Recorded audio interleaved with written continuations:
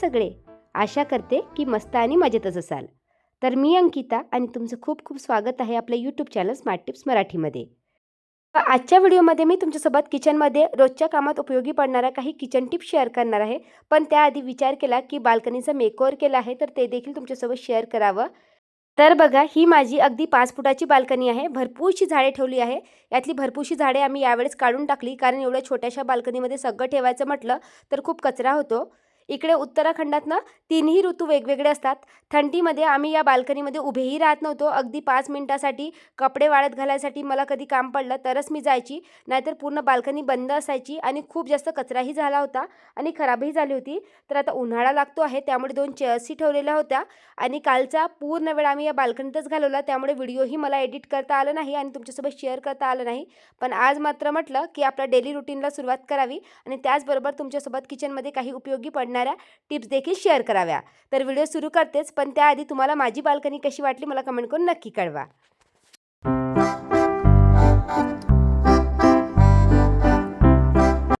First kitchen tip, कदाचित बरेच जणांना माहिती असेल, दूध गरम करताना जे पातेलं असतं ते पहिले पाण्याने व्यवस्थित वॉश करून घ्यायचं. थोडंसं पाणी त्या पातेल्याच्या बॉटममध्ये आपल्याला राहू द्यायचं आहे आणि त्यानंतरच दूध ओतायचं आहे. म्हणूनच मी जे पातेलं होतं ते घरातल्या पाण्याने धुतलं, जेणेकरून ते दुधात मिक्स झालं तरी काही होणार नाही. अशा प्रकारे जर दूध गरम केलं ना तर पातेल्याला दूध चिकटत नाही. नाहीतर बरेचसं दूध जेव्हा पातेलं रिकामं होतं तर त्याला चिकटून बसतं आणि मग ते आपल्याला घासणीने घासावं लागतं. थोडंफार दूध वायाही जातं. जनरली तेलाचे जे रिकामे पॅकेट्स असतात बरेच जण फेकून देतात, पण तुम्ही बघू शकता त्या पॅकेटला कट केलं तर केवढं जास्त तेल त्यामध्ये जमा झालेलं असतं. हे तेल तुम्ही कणिक मळताना वापरू शकता. तर बरेचदा काय होतं की माझ्याकडे 3-4 पॅकेट जमा झालेले असतात, ते डायरेक्टली ओट्यावर ठेवले तर मग त्याचा पसारा दिसतो. मग अशा वेळेस तुमच्याकडे एखादी डिस्पोजेबल कंटेनर वगैरे असेल तर माझ्याकडे ना एक प्लॅस्टिकचं असं डिस्पोजेबल कंटेनर आहे, त्यामध्येच मी पॅकेट जमा करून ठेवते आणि जसं जमेल तसं कणिक मळताना हे पॅकेट आपल्याला कट करून घ्यायचे आहे आणि त्यामध्ये कणिक अशा प्रकारे फिरवून घ्यायची आहे आणि त्यानंतर तुम्ही पॅकेट डस्टबिनमध्ये फेकू शकता. अशा प्रकारे तेल वाया जात नाही. तिसरी टिप, घरात जर लहान मुले असतील ना तर त्यांच्या जेवणाचा खूप मोठा प्रॉब्लेम असतो. बरेचदा त्यांना जर रोज टिफिनमध्ये पोळी भाजी दिली तर ते बोर होतात. मग अशा वेळेस तुम्ही हा जुगाड करू शकता. तुम्ही अशा प्रकारचे शेपर्स ठेवू शकता आणि या शेपरच्या आकाराने तुम्ही कुठल्याही आकाराच्या पोळ्या किंवा पुऱ्या लहान मुलांना करून दिल्या ना तर त्या खूप आवडीने खातील. जसं माझ्या मुलीला पुऱ्या खूप आवडतात. मग अशा वेळेस तुम्हाला वेगळी कणिकही भिजवायची गरज नाही. जसं आपण पुऱ्याच्या कणिकला मोहन टाकतो ना, तर इथे मी काय केलं की जी साधी पोळ्याची कणिक होती त्यानेच स्टार शेप दिलेला आहे पोळीला आणि बघू शकता किती मस्त असे शेप आलेले आहे. व तळल्यानंतरही या ज्या पोळ्या आहेत त्या अगदी पुऱ्यासारख्या फुगतात. जर कधी तुम्ही ही पद्धत ट्राय केली नसेल तर नक्की ट्राय करून बघा.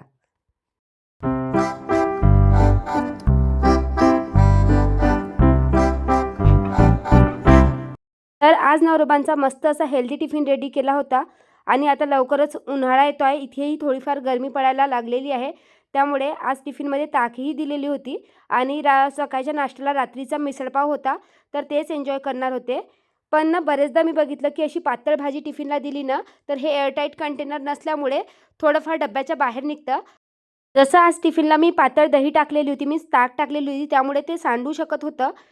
मग अशा वेळेस ना तो डब्बा पहिले सिल्वर फॉइलनी कव्हर करून घ्यायचा आणि त्यानंतर त्यावरचं झाकण ठेवायचा. या पद्धतीने अजिबात त्यातली भाजी सांडत नाही. अगदी छोटीशी ट्रिक आहे, पण खूप उपयोगी आहे. बरेचदा आपण लहान मुलांच्या टिफिनलाही पातळ भाजी वगैरे देतो. मग अशा वेळेस तो भाजीचा डब्बा पहिले सिल्वर फॉइलने कव्हर करायचा आणि त्यानंतरच पॅक करायचा.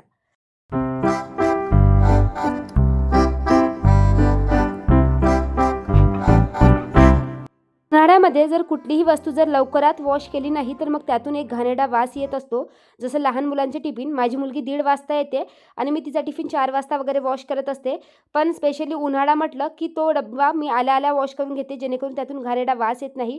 कारण बऱ्याचशा गोष्टी सडू शकतात आणि डब्बा एअरटाईट असल्यामुळे ती वास तिथेच लागते आणि मग ती वास डब्यालाही लागते. अशा वेळेस जर तुम्ही असा एअरटाईट कंटेनर वापरत असाल, ज्याला आजकाल ना अशी सिलिकॉनची लीड लागलेली असते, ती जर व्यवस्थित काढून वॉश केली नाही तर तुम्ही बरेचदा बघितलं असेल, ती जी लीड असते त्याला तेलाचा किंवा हळदीचा वास लागतो. ती येलो पडायला सुरुवात होते. मग अशा वेळेस ती अशा प्रकारे काढून स्वच्छ करा, जेणेकरून खराब होणार नाही.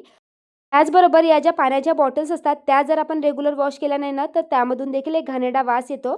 मग अशा वेळेस मी त्यामध्ये थोडंसं डिशवॉश लिक्विड जेल, बेकिंग सोडा आणि व्हिनेगर घातलेलं आहे आणि गरम पाणी घालून तुम्ही अगदी 15 मिनिटासाठी त्याचं झाकण बंद करून ठेवा. तोपर्यंत इथे मी नियाचा टिफिन घासून घेणार आहे. हा जो टिफिन आहे ना, त्याचा जो हा व्हाईट कलरचा वायर आहे तो निघतो. त्यामुळे तुम्ही बघितलं असेल मी रेग्युलर त्याला काढून वॉश करत असते. बरेचदा जे टिफिनचे झाकण असतात त्यामध्ये बघा असे छोटे-छोटे कॉर्नर्स बनलेले असतात. मधली सिलिकॉन वायर मी काढून टाकलेली आहे. तर मग हे कॉर्नर्स क्लीन करण्यासाठी तुम्ही अशा प्रकारच्या ब्रशचा उपयोग करू शकता. जे बॉटल क्लीनिंग ब्रश मी समोर व्हिडिओमध्ये तुम्हाला दाखवणार आहे त्यासोबत हा ब्रश मला फ्री मिळाला होता. पहिले तर मला वाटलं नव्हतं की हा एवढा युजफुल असेल, पण अगदी छोटे-छोटे कॉर्नर्स क्लीन करायसाठी हा खूप उपयोगी पडतो. अशा प्रकारे जर व्यवस्थित आपण हा टिफिन बॉक्स खोलून साफ केला ना, तर यातून कुठला वासही येत नाही आणि याचं जे तुम्ही सिलिकॉन वायर बघू शकता ते देखील किती क्लीन आहे.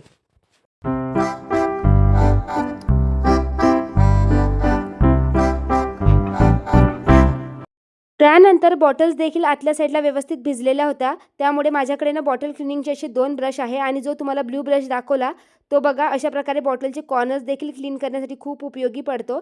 या कॉर्नर्सला बरेचदा पाण्याचे खूप सारे पांढरे डाग जमा झालेले असतात.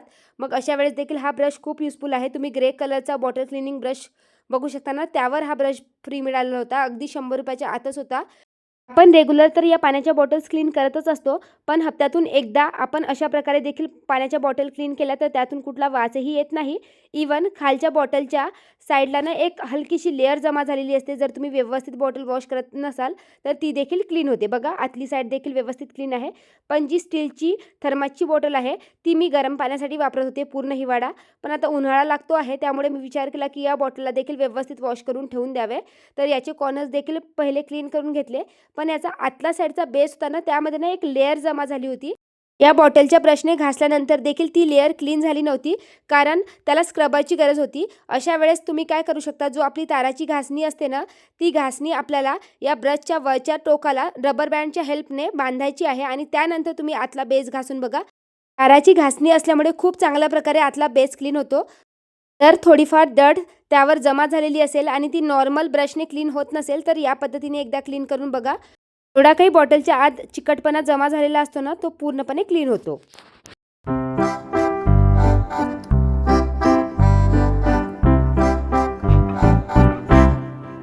माझ्याकडे हा एक जर्मनचा गंज आहे, तुम्ही पाहू शकता. बाहेरच्या साईडला अगदी क्लीन आहे, अगदी वाईट दिसतोय, पण आतल्या साईडला पूर्ण असा काळा पडलेला आहे. वेगवेगळ्या पद्धतीने याला क्लीन करण्याचाही प्रयत्न केला, पण तो क्लीन झाला नाही. मग YouTubeवरूनच मला ही ट्रिक मिळाली आणि खरंच युजफुल आहे. आपल्याकडे बरेचदा साबणीचे तुकडे असताना त्याच तुकड्याचा उपयोग करायचा आहे. तर इथे मी संतूर साबणीचा तुकडा घेतलेला आहे आणि स्क्रबर त्याचबरोबर ताराची घासणीही घेतली आणि त्याने मी अगदी 10 मिनिट या गंजाला व्यवस्थित घासून घेतले आणि खरंच ही ट्रिक काम करते. मी बरेचशा ट्रिक ट्राय करून बघितल्या, पण हा गंज काही क्लीन झाला नाही. पण या पद्धतीने अगदी कमी मेहनतीत हा क्लीन होतो. जर तुमच्याकडे ही जर्मनची भांडी असेल तर ही ट्रिक नक्की वापरून बघा.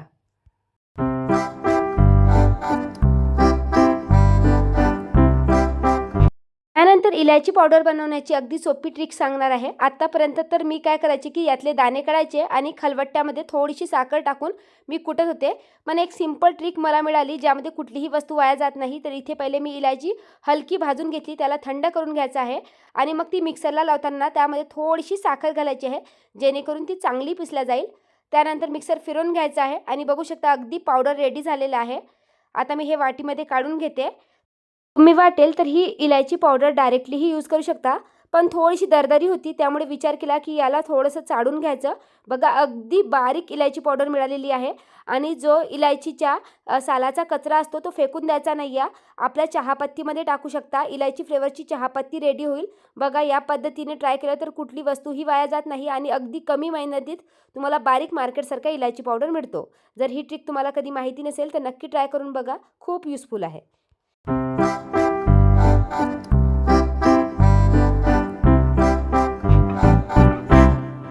त्यातल्या बरेचशा टिप कदाचित बरेच जणांना माहिती असेल. जेव्हा आपण वर्षानुवर्ष सेम काम करत असतो ना, तर आपल्याला बरेचसे अनुभव येत असतात. पण जेव्हा मी बिगिनर्स होते, यातल्या कुठल्याही गोष्टी या कुठल्याही ट्रिक मला माहिती नव्हत्या. पण जसं-जसं या कामाचा एक्सपिरियन्स येऊ लागला, तर मला वेगवेगळ्या ट्रिक माहिती झाल्या, वेगवेगळ्या सवयी लागल्या. त्यामुळे कोणाला जर वाटत असेल की या टिप्स तर आम्हाला पहिलेपासून माहिती आहे, पण असेही काही लोकं असतात ज्यांना कुठलीही ट्रिक माहिती नसते. जेव्हा मी नवीन लग्न झालं होतं, तेव्हा मलाही काही माहिती नव्हतं. त्यामुळे बिगिनरसाठी हा व्हिडिओ युजफुल ठरू शकतो. त्याच निमित्ताने मी हा व्हिडिओ शूट केला आणि तुमच्यासोबत शेअर करते आहे. तर मार्केटमधून काही हिरव्या भाज्या आणल्या होत्या, तर त्या व्यवस्थित मला खुडून ठेवायच्या होत्या. तर इथे मेथी वगैरे मी खुडून ठेवली. भरपूर कोथिंबीरही आणली होती. तर हे काही कंटेनर मी ऑनलाईन मागवले होते. बरेच दिवसापासून यूज करते आहे. या कंटेनरमध्ये भाज्या जास्त काळ टिकतात. पण मी नोटीस केलं जेव्हा या भाज्या झाकणाला टच होतात, जसं तुम्ही पाहू शकता कोथिंबीर किंवा मेथी आहे, ती झाकणाला टच होते. त्यामुळे त्या झाकणाला पाणी सुटतं आणि ती भाज्यांना टच होतं. मग अशा वेळेस तुम्ही वरच्या साईडला देखील अशा प्रकारे फूड रॅप पेपर टाकू शकता. टिश्यू पेपरचाही वापर करू शकता. पहिले मी टिश्यू पेपरचाच वापर करत होते, पण टिश्यू पेपर लवकर ओला होतो. पण जे फूड रॅप पेपर आहे ना, ते बरेच दिवस चालतं. 15 दिवस तुमचं एक फूड रॅप पेपर चालतो. व या व्यतिरिक्त भाज्या जर झाकणाला टच होत नसेल, जसं मी तुम्हाला मटर दाखवले मिक्स वाटाणे, ते झाकणाला टच होत नाही या. त्यामुळे त्या झाकणाला मी हा फूड रॅप पेपर लावलेला नाही. जसं तुम्ही हे वालं कंटेनर बघू शकता, हे DIY कंटेनर आहे. मिठाईचा एक बॉक्स होता, प्लास्टिक क्वालिटी छान होती. तर याच्या आतल्या साईडला मी हा फूड रॅप पेपर टाकलेला आहे आणि जवळ-जवळ 1 महिन्यापासून हा फूड रॅप पेपर मी यूज करते आहे आणि तुम्ही बघू शकता हिरव्या मिरच्याचे डेट देखील मी काढलेले नाही. तरी देखील मिरच्या देखील फ्रेश आहे आणि फूड रॅप पेपर देखील ओला झालेला नाही. तर भाज्यांच्या बाबतीत ही ट्रिक मला खूप युजफुल वाटली, म्हणून विचार केला की तुमच्यासोबत देखील शेअर करावी.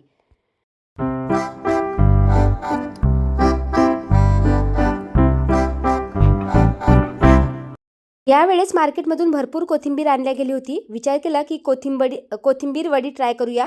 ही फर्स्ट टाईमच मी बनवते आहे. YouTubeला व्हिडिओ बघितला आणि तुम्ही बघितलं असेल, यासाठी मी एक पेस्ट रेडी करत आहे. त्यामध्ये मिक्सरमध्ये हिरवी मिरची घातली, थोडंसं जिरं आणि लसण घातलेलं आहे. त्यामध्ये मी हलकंसं मीठही घातलं. असं केल्याने मिरचीचा जो खेस आहे तो आपल्या नाकात जात नाही. बरेचदा तुम्ही बघितलं असेल, एकदम याचं झाकण खोललं की मिरचीचा जो खेस असतो, मिरचीचा उग्र वास असतो, तो आपल्या नाकात जातो आणि एकदम खोकला आल्यासारखं वाटतं. बरेचदा तुम्ही खलबत्त्यामध्ये जरी मिरची कुटत असाल ना, त्यामध्ये थोडंसं मीठ टाका किंवा मिरची भाजत जरी असाल ना, तरी मीठ घाला. त्याचा वास येत नाही. त्यानंतर कोथिंबीर व्यवस्थित मी वॉश करून घेतली, हलकीशी सुकवून घेतली. त्याला अगदी बारीक कट करून घेतलेलं आहे. त्यामध्ये मिरची लसणाची पेस्ट घातलेली आहे. त्याचबरोबर आवडीनुसार मसाले घालायचे आहे, तीळ घालायची आहे, ओवा घालायचा आहे, बेसनाचं पीठ घालायचं आहे आणि त्याचबरोबर थोडंसं तांदळाचं पीठ मिक्स करायचं आहे, जेणेकरून ती खायला एकदम कुरकुरीत बनेल. नाहीतर ही कोथिंबिरी वडी नरम बनते असं म्हणतात. कारण मी फर्स्ट टाईम ट्राय करत आहे, त्यामुळे मी तुम्हाला व्यवस्थित सांगू शकत नाही. अशा प्रकारे गोळा करून घ्यायचा आहे. पाणी वगैरे टाकायचं नाही आहे. कोथिंबीरमध्ये ऑलरेडी पाणी असतं, पण मला हलकंसं पाणी त्यात घालावं लागलं कारण कोथिंबीर भरपूर होती. त्यानंतर यांना व्यवस्थित वाफवून घ्यायचं आहे अगदी मीडियम फ्लेमवर. तर मी आधी ही वडी कधीही बनवली नव्हती. आमच्याकडे ना पाटवडी बनतं विदर्भात स्पेशल, पण त्याची प्रोसिजर खूप मोठी असते आणि त्याला बनवायलाही वेळ लागतो. पण ही वडी अगदी काही मिनिटातच बनते. वरच्या साईडला मी काय केलं की तिळांना व्यवस्थित याला गार्निश करून घेतलेलं आहे, जेणेकरून दिसायला छान दिसेल. नाहीतर तुम्ही ना डायरेक्टली जे मी स्ट्रेनर दाखवलं जाडीवालं, ज्याला तेल लावलं होतं, त्याला ही वडी थापू शकतात. बरेच जण त्या पद्धतीनेही बनवतात कदाचित. तुम्ही कुठल्या पद्धतीने बनवता मला कमेंट करून नक्की सांगा आणि यामध्ये काही वेगळं घालावं लागते का, ते देखील मला कमेंट करून नक्की सांगा. पण या वड्या खूप मस्त अशा झाल्या होत्या. तर मी पहिले इडली स्टीमरमध्येच वाफवून घेतलं, पण यातून वाफ जात होती. त्यानंतर मी काय केलं, यावर एक झाकण झाकलेलं आहे. त्यावर खलबत्ता ठेवला. नंतर वाफ जात नव्हती. वेळ होता तर विचार केला की यासोबत चटणी देखील बनवावी. पहिले तर विचार केला की कोथिंबीरची चटणी बनवावी, पण कोथिंबीर वडीसोबत कोथिंबीरची चटणी काहीतरी वेगळं ट्राय करावं.